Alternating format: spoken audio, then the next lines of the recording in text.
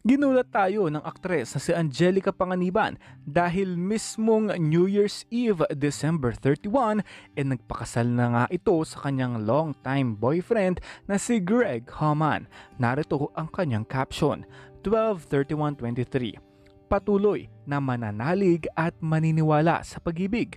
Sa kabila ng lahat, ang pagmamahal pa rin ang kakapitan.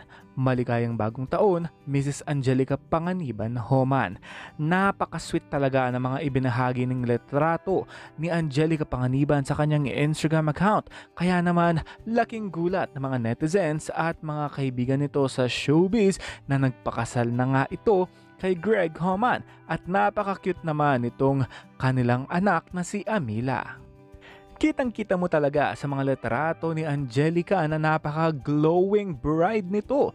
Napaka-simple lamang ng kanyang bride dress pero napaka-classy. Kaya naman narito at nag-ayos ay walang iba kundi si Mika Marcaida. Narito ang kanyang caption, "My 12/31/23 bride. When Angelica Panganiban asked me to do her bridal makeup months ago, I can never say no. I had a bride booked December 30th in Manila, so I had to take a red-eye flight just to make in time for her wedding day. I love you guys. I wouldn't miss this for the world. Our look, her pure beauty, no lashes, no contacts." Kaya naman kitang-kita mo ang kasimplihan ni Angelica Panganiban sa kanyang kasal. Narito naman ang mga malalapit na kaibigan nito sa showbiz, mapakapuso man at kapamilya. Nandyan si Ann Curtis Smith, Glyza De Castro at Marian Rivera. Puro congratulations at magagandang mga mensahe ang pinaabot ng mga artistang kaibigan ni Angelica sa Philippine Showbiz Entertainment. Narito pa si Mamang Pokwang, congratulations and best wishes nak at Happy New Year na rin pak.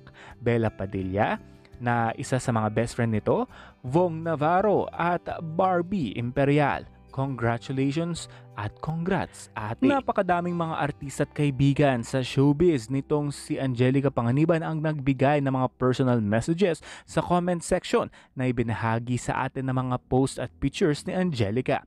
Nandyan pa rin sina Luis Manzano, congrats. Heart emoji naman si Kakay Bautista at Iza Calzado, congratulations and best wishes.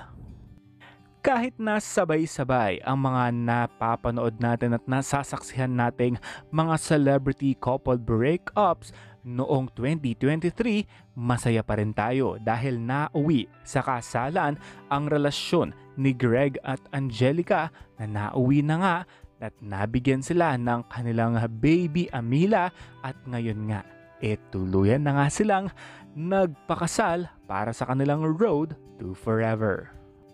Binabati natin ang bawat isa ng Happy New Year. Naway maging maganda ang ating 2024 sa ating mga karera at sa ating mga buhay-buhay.